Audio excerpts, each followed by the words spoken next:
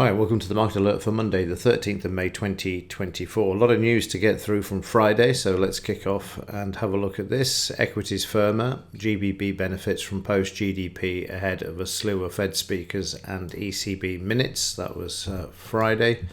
Stocks end a week on muted note as stagflation fears mount. That's apart from the Dax and the FT100, which made new all-time highs once again. US futures, global markets storm higher all-time highs.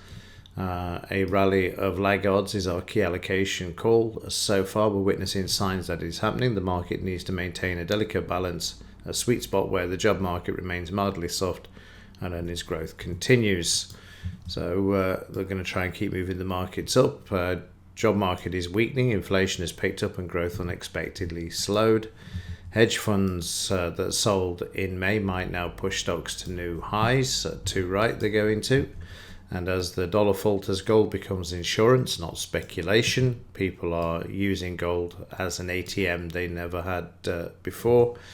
And most central banks buying gold is most central bank buying of gold is unreported. In stunning new report, Goldman sees significantly higher gold prices too. Right, as soon as they start dropping interest rates, the gold price is going to go vertical because the US dollar will fall out of bed, and that's probably another reason why they're holding rates at the moment as well, so that the central banks can keep buying gold and, as it says here, not report it. Well, what a surprise. No surprise to anybody who's followed the Market Alert for years, because the suppression of the metals prices has been quite spectacular and an achievement par excellence, frankly.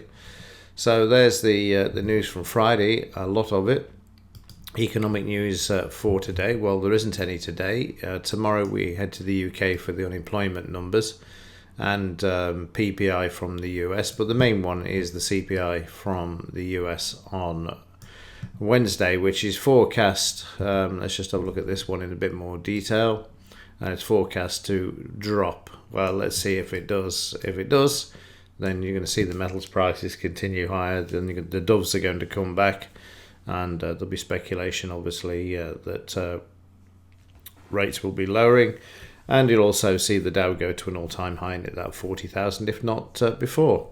Speaking of which, let's have a look and kick off with the Dow, see what it did the other day, and then move through the S&P all the way through to, of course, and finish up with the metals. So in the Dow, the market moving higher, heading back to that all-time high of 39,987. 40,000 is the key for this market. We're not quite there yet. Very quiet day on Fridays can be seen by the daily chart and the narrow range that it actually put in. But you can also see that the high of Thursday was taken out there as well. Very quiet day. See the range there is very, very small compared to previous days. We're in May. A lot of people go away, and you can see there the market just moving to the upside and holding steady overnight at the moment. Meanwhile, in the German Dax, this is the monthly chart. So you can see we continue to move to the upside. In the daily chart, making new all-time highs, 18,847, 19,000 is on the cards, particularly on Wednesday if the inflation numbers come out lower than forecast. They will just use this as a catalyst to pump prices to the upside.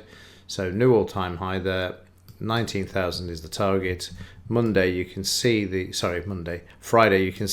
target there of action, keeping the all-time highs intact, and then we saw prices moving lower, and then overnight prices are sideways at the moment, sitting on the DP level. But again, expect more new all-time highs. 19,000 is the target for the German Dax. Meanwhile, in the S&P 500, not quite at the all-time high yet. When the news, I read the news at the start, it's the laggard is referring obviously to the Dow and the US stock markets basically, and indices getting back to those all-time highs. The European markets are already doing it. So it goes without saying that 5,275.9 is going to be taken out, particularly with the CPI numbers out this week. This is Friday's market action. We were up and then we had a bit of a selling session, but then we're above the DP, the averages and the close there for this market. In the FT100, this is the monthly chart as well. You can see we broke the 8045.7 a couple of weeks ago. and the market now continuing to put in those all-time highs. We go to the daily, you'll see the new all-time high there for Friday, which was 8455. Again, there's nothing to stop us getting to 9,000 on this one. It'll be dragged higher by the US markets being moved to the upside as well. So we're 8455. It doesn't take a lot once the momentum gets behind these markets to continue to move them to the upside and bring in those new all-time highs.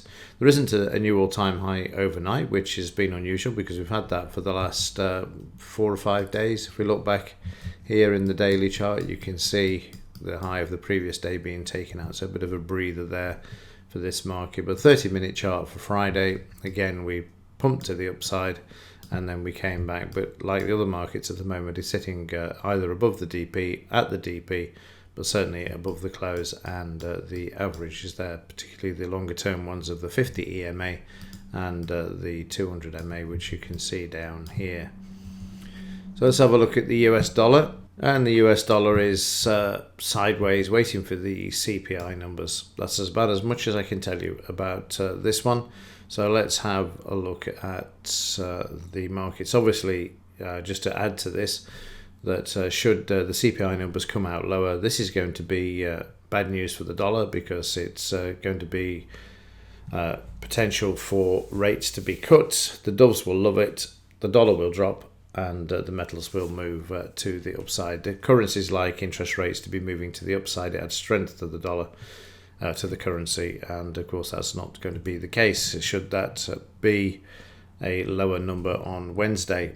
So in the metals, we've traded up to 89% retracement in this market, stopped, and we've got supply coming in and the market down on the overnight as well. For silver at the moment, you can see the sell-off there. Prices crushed to the downside, and also sitting on Friday's low at the moment. It's a matter of whether they hold or not. Again, expect them to tread water.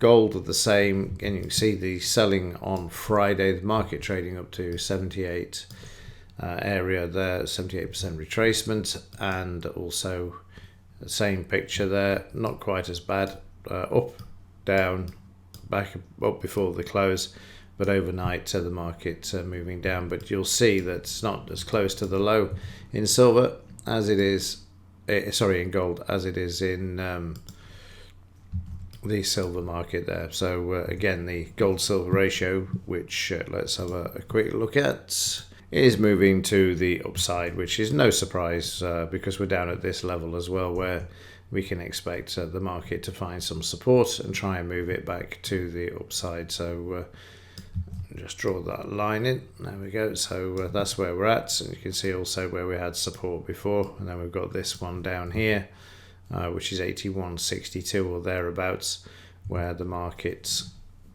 found support. Let's have a quick look at Friday's trades and how the 2-minute chart's faring overnight. So during Friday's session, as we saw, the market continue to move higher on the better growth in the UK, and there's a potential buy signal that was filled, trading this one up just as we got to the psychological level there of 18,800, taking the profits off the table, 35 points, and then the market trading sideways and then breaking through, of course, and then continuing on to make new all-time highs in the morning part of the session, but then running out of steam, coming back, as you can see there, but well over 50 points or more during the pre-Dow opening there. We get to the Dow opening, the market is sideways, moving back down towards Thursday's high.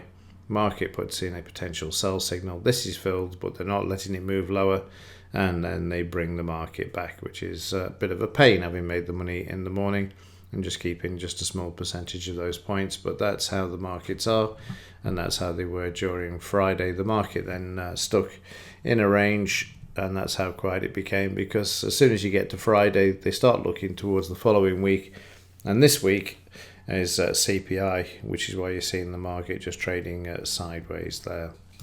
Quick look at the overnight session and the 2-minute chart there.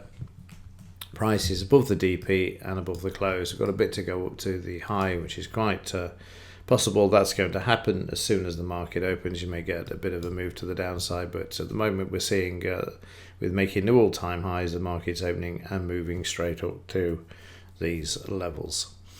Okay, that's it for this one. Like I say, no economic news today. Market could tread water for the next 2 days waiting for those important CPI numbers, so be warned of that. Also, it's May with traders going away as well. Okay, that's it for this one. As ever, thanks for watching. See you in the next one.